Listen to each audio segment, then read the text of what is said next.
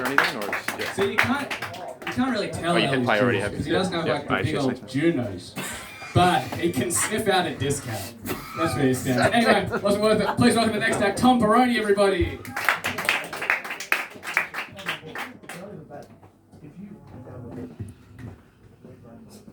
G'day guys, thanks for coming out today. So I was on a flight recently. I was flying up to Queensland, flying with Qantas, and this announcement comes on over the intercom. Attention passengers, are there any doctors on board? If there's any doctors on board the flight, please report to the front of the plane. So I hear this announcement, I take a look at the front of the plane, I see there's someone having a medical emergency up the front. I turn around and see another bloke walking down the aisle, presumably a doctor, going up the front to offer his assistance. And I see this happening and I think to myself, how bullshit would it be to be that doctor? Like, think about it for a second.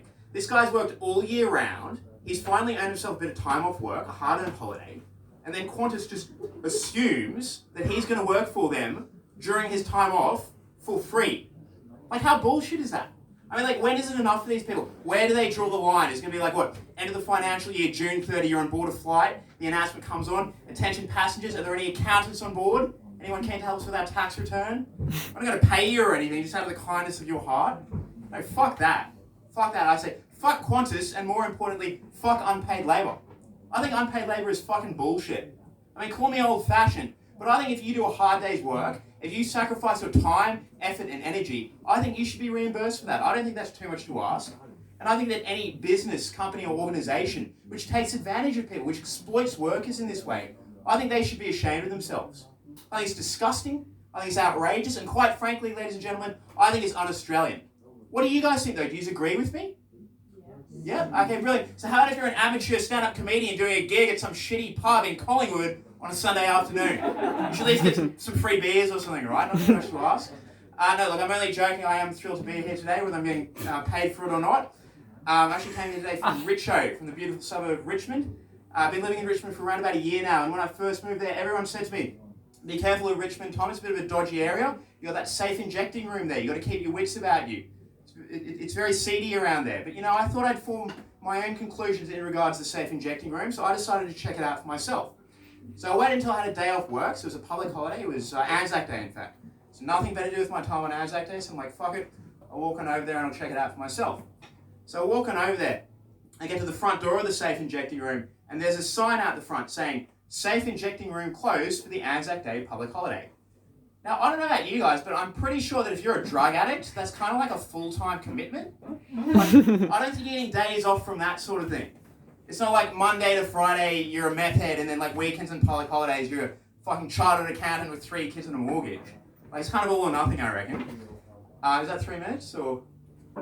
No, you got 45 more seconds. Yeah, right, I'll move on then. I didn't think it was going to be that quick. Okay, so Anzac Day. Obviously a very important day on the Australian calendar. But it's interesting though, when you think about it, we as Australians, we haven't really faced a significant military threat in recent history. I think the last time we did would have been ISIS. I'm sure we all remember the Islamic State back in the day. They were the flavour of the month. Everyone was scared of them. No one wanted to fuck with ISIS.